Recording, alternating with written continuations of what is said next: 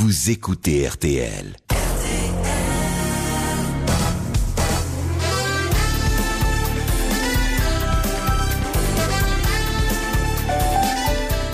Bonjour.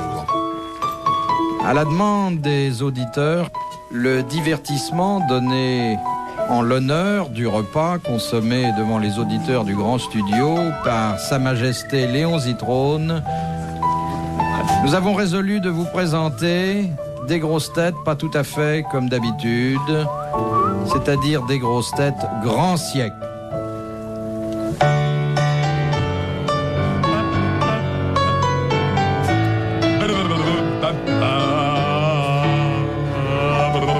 Ici comme à Versailles,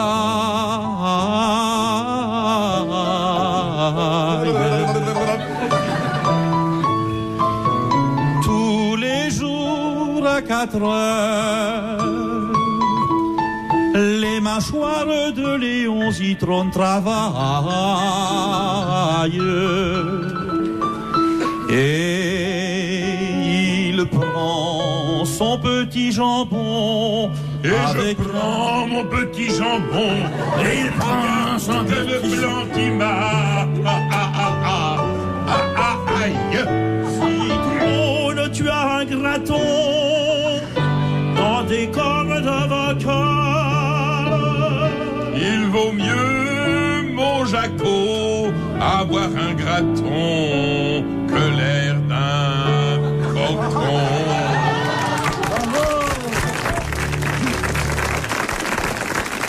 Mesdames et messieurs, ce divertissement offert par RTL était exécuté au piano. Exécuté, le mot n'est pas trop fort. Au piano par le maître de chapelle Darry Cole.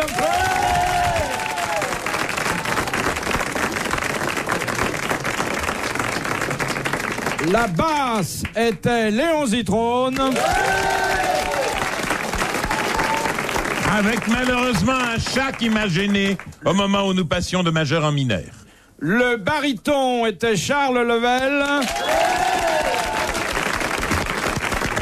Bravo Charlot. Chef des chœurs, Jacques Martin.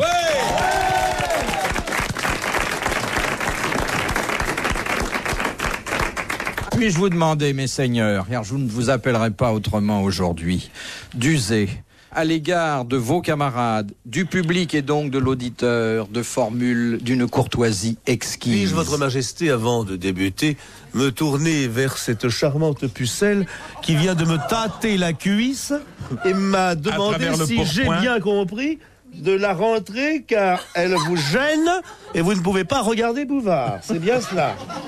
Je me décale la cuisse. Voulez-vous venir faire le travail vous-même? Tenez, voilà, madame arrive. Voilà. Mais je suis lourd. Voilà. Vous voulez pas changer autre chose? Faites 2 voyages, madame. Décale-la un peu, cher Martin, pour qu'elle puisse, en regardant Bouvard, te caresser la cuisse. Voilà comme j'aime vous entendre. Madame, maintenant qu'en vos célestes mains, vous avez pendant quelques instants tenu mon joyau, ce qu'il y a de plus précieux en Martin, le voulez-vous garder pour après l'émission? Je veux bien, dit-elle, en rosissant un peu, à condition que tout cela ne soit pas un jeu, que ce soit pour de vrai, ce soir qu'à la chandelle, je puisse voir vraiment si Martin ridondelle. Oui, Martin ridondait déjà depuis 8 jours. Monsieur, ne soyez pas jaloux. Cette dame me désire et c'est bien naturel. Elle a tâté le produit et elle est sûre de ce qu'elle aura chez elle. N'achetez pas les yeux fermés. Car il vaut mieux ici, enfin, mon cher Léon, la cuisse de Martin que votre vieux jambon.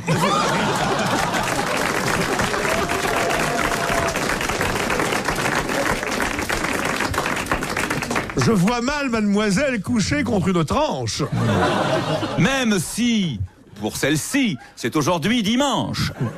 Bon, voici Mais de nous la... vous écoutons. Enfin, Non, mais nous vous écoutons parlez, et vous pourvu êtes chez qu'on vous. rigole, Parlez, et mon tout cela cher vaut Bouvard. mieux que les trucs de Darry Cole. Ne soyez pas méchant, s'il vous plaît, avec ce comique. J'ai pour lui la plus forte admiration. J'aime ses histoires, j'aime son bon ton, son accent et son rire sans pareil. Et puis au moins, lui ne bouffe pas du jambon pendant que les autres bavardent. C'est ce qu'il y a. J'ai un problème. Parce que jambon rime pas avec bavarde. Hein. Non, mais c'est pas fait pour. Nous parlons en vers Jambon blanc. ne rime pas, bien sûr, avec bavarde. Mais jambon de Zitrone, ça rime avec bombarde. Car vous savez, messieurs, que ce grand artilleur est passé près du feu quand il avait du cœur. Oh, dis donc, ouais. Nous pourrions peut-être répondre aux questions en musique, c'est-à-dire je vais les poser selon le récitatif qui est mon lot quotidien, et la réponse, vous la ferez en musique. Bon, alors moi, je me mets au piano, c'est ça? Oui. Alors, parlez bien fort afin que du piano, en jouer, je le puce. Il serait bon d'employer un peu plus le subjonctif imparfait, dont, je le rappelle, Léon Zitrone a été le propagateur, l'introducteur en France. Oui. Et si aujourd'hui, parmi les travailleurs les plus humbles, on se sert d'un imparfait du subjonctif, Quelquefois. c'est à Léon Zitrone qu'on le doit. Le soir à la chandelle. Il a rendu à l'imparfait du subjonctif ses lettres de noblesse. Première citation. Car il m'est arrivé d'apprendre la grammaire en voyant sur l'écran notre bon vieux grand-père. De Madame Raison-Roi d'Orchamps. Ah non, ça se chante, ça. En récitatif. Madame Raison-Roi. Cher Philippe, voulez-vous nous donner la question? Voulez-vous, s'il vous plaît, cher Philippe, sur le champ, nous dire quelle est-elle et dans cette émission nous parler maintenant de Raison-Roi d'Orchamps? Eh bien, c'est une... Chante, Minette. Je vous défendre m'appeler Minette, d'abord. Hein, je ne suis pas votre Minette, monsieur Martin. Mais Minette, si tu chantes pas tes autres copines, elles comprennent pas pourquoi. L'auditeur va dire, mais elle ne chante pas Minette aujourd'hui? Qu'est-ce qu'elle fait alors? Pourquoi elle ne chante plus Minette? Elle ressemble à des poltrons, Minette? Qui a dit? Oh, combien? Ah, oui. Les basses. Qui a dit? En cas de panne. En cas de panne, Panne et non pas qu'en cas de... En cas de panne. Il y a 3 sortes de femmes. Oui. Les sentimentales qui pleurent, les idiotes qui rient, et puis, il y a les travailleuses. Il y a le troisième lot des travailleuses. C'est le lot qui nous rend heureuses. Frédéric Dard. mon cher Philippe Bouvard, sans vouloir vous fâcher, est-ce que cette question serait de Monsieur Marchais? S'agit-il d'un auteur dont chaque fois l'on rit? Oui. S'agit-il là de Monsieur Sacha Guitry? Non. Bien fait, Léon. Eh bien, mon cher Philippe, alors, mon cher Bouvard, est-ce que c'est une question posée par Monsieur Bernard? Oui, Tristan Bernard. Bonne réponse de Charles Level. Vous écoutez RTL. RTL, 4h, 4h30, dans la nuit des temps des grosses têtes de Philippe Bouvard. De Madame Desmarais, qui n'est pas la nôtre, mais qui est une Madame Desmarais de Lierre. Ma veste. Qui a dit... Ma veste va être toute froissée, j'ai posé mon derrière sur dessus. Qui a dit... Ça va, là? Certains croient que le génie est héréditaire, les autres n'ont pas d'enfants. Victor Hugo? Non. Plus tard? Était-ce un grand auteur décédé depuis peu? Il était grand, il était auteur, il était mort et il est mort sans enfant. Était-ce un homme qui ne s'est jamais marié? Il s'est marié, sa femme lui a survécu. Labiche? Non. Était-il français? Il était français, il était même de l'Académie française. Ah, secrétaire perpétuel peut-être? Non. Et il reste à Vers très longtemps. Il restait vert, le cœur à l'aise. Est-il mort il y a longtemps? Il est mort il y a 10 ans. Est-il mort en faisant du vent? On ne fait jamais du vent partant. Vantait-il le jour de sa mort? Avait-il du talent? Ses œuvres, lui, ont-elles subsisté encore? Était-ce un auteur bien gourmet? Était-ce, mon cher Philippe, un auteur dramatique? Oui, C'était Achard. c'était Achard. Bonne réponse de Charles Lebel. C'était patent, car jamais acharnement.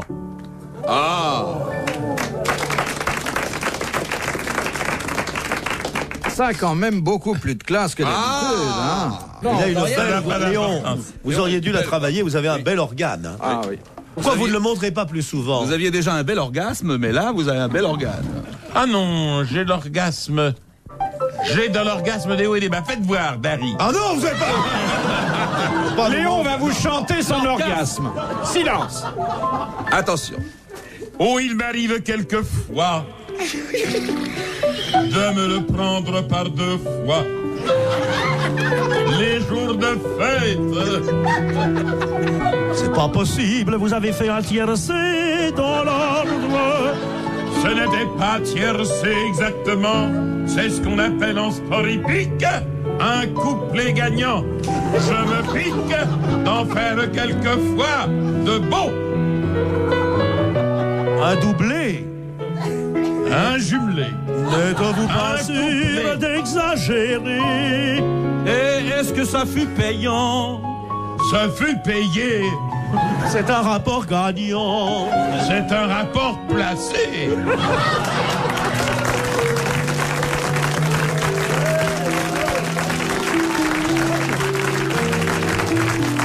Il faut dire qu'en la matière vous êtes fort introduit. Je suis fort introduit dans ce sport, car je l'aime. Très fort. J'y vais tous les dimanches, Ah bon? juste après mon jambon. Léon a déjà sauté des biches et il a sauté le gros Offenbach. À Auteuil, il arrive dans un fauteuil.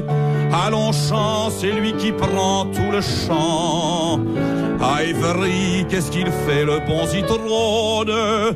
À Évry, sur tous les pouliches, il trône. Que va-t-il faire encore pour nous étonner cette année?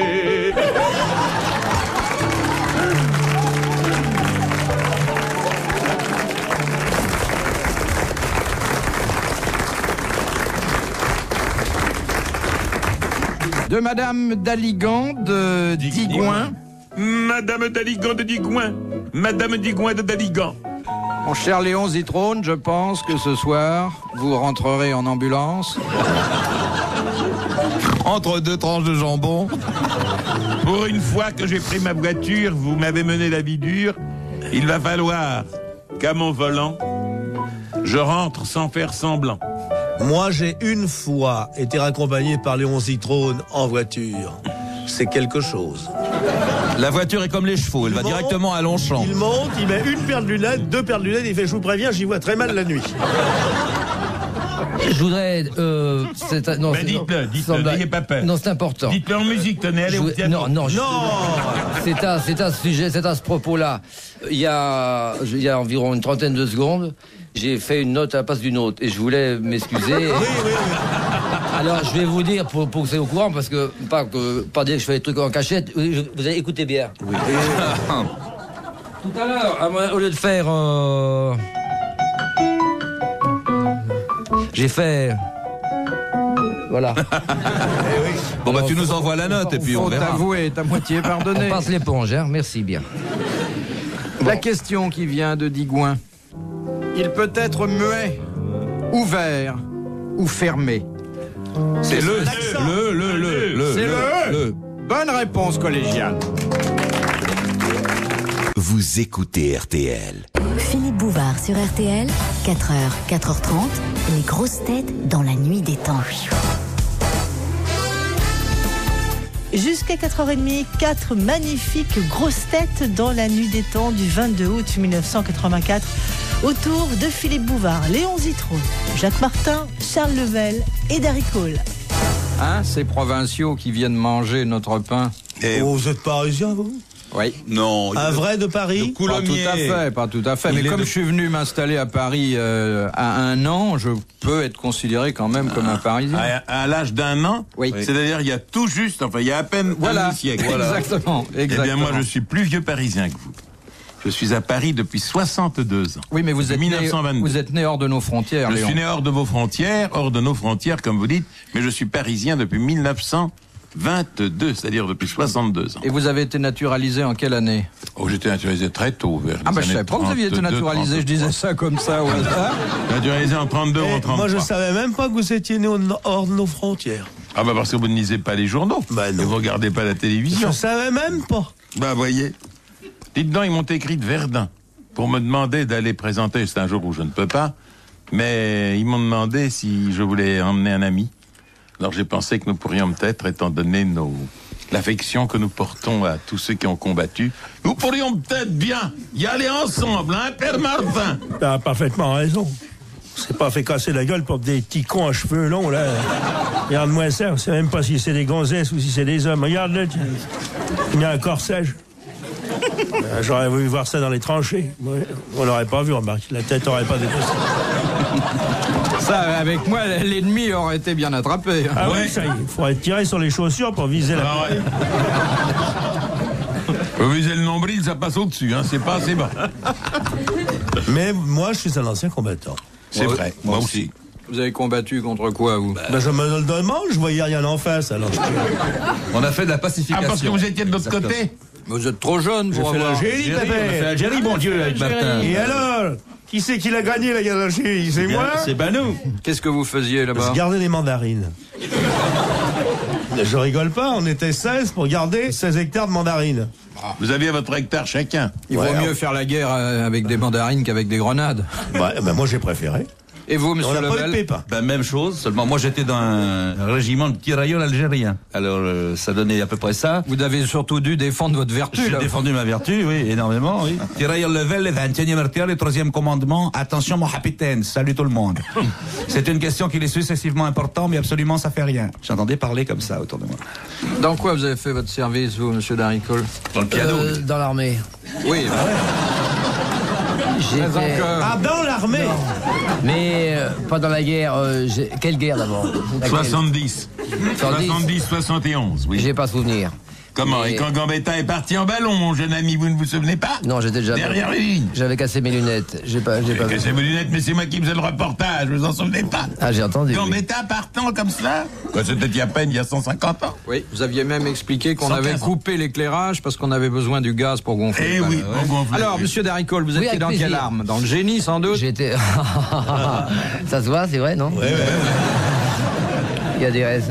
Non, j'ai fait la... À l'époque, j'ai fait la PM, donc c'était préparation militaire, parce qu'à l'époque, j'étais trop jeune. Ça veut dire aussi pistolet mitrailleur. Ouais. Pistolet mitrailleur, oui. Alors, aussi petit Martin. Vous avez fait ça un grade? Dans une caserne, non, pas du tout. Non? Non, pas que j'ai refusé, mais on me l'a pas proposé. Non, j'ai servi dans le judo. Ah, dans le judo? Ouais, j'étais dans le judo. Je servais de cobaye. On apprenait les... Celui dans le judo. On vous mettait sur le tatami et vous criez Wazari. Non, oui, enfin, j'étais très souple et je servais de cobaye. On se servait de moi pour apprendre à faire des prises. Ah ouais? Et dans quelle arme? C'est pour ça que j'ai commencé à être déformé. Mais en uniforme ou en pull-over? Nous étions en chandail. On n'avait pas dans la guerre. C'était les camps de jeunesse. Les chantiers de jeunesse. On n'avait pas d'uniforme. Si bleu, ils faisaient ça dans les couvertures. Avec Zitrone, c'était quoi votre arme? Vous, les saucisses? L'artillerie. L'artillerie lourde ou l'artillerie légère? L'artillerie moyenne, c'était du 155. Il a dit, Léon, lors d'un commentaire mémorable pour la revue du 14 juillet, il a dit que c'était l'époque où il tirait 150 coups à la minute.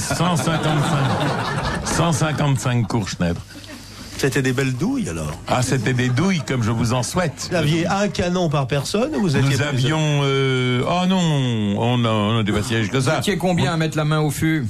On était 4 à mettre la main au fût. Et vous tiriez contre qui? On tirait contre l'ennemi. Mais vous les voyez?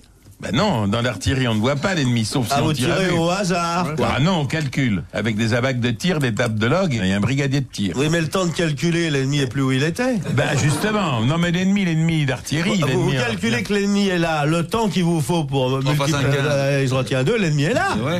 Ah, pas du tout, il ne va pas si vite. Parce que lui aussi est artilleur. Alors, il calcule aussi. Ça s'appelle des duels d'artillerie. On calcule.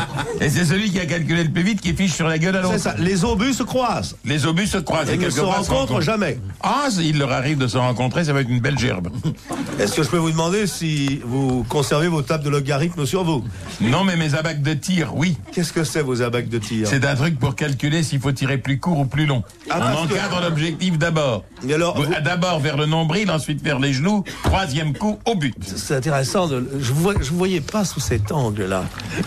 Vous étiez un officier sévère? Pas du tout. Pas du tout. Sauf qu'il m'est arrivé une fois ou deux d'aller chercher mes hommes dans une maison de tolérance à 50. Vous étiez donc artilleur? J'étais artilleur. Pourquoi vous avez Bouvard sous vos ordres? Non, Bouvard était trop jeune. Non, je jouais l'obus, lui. Retrouvez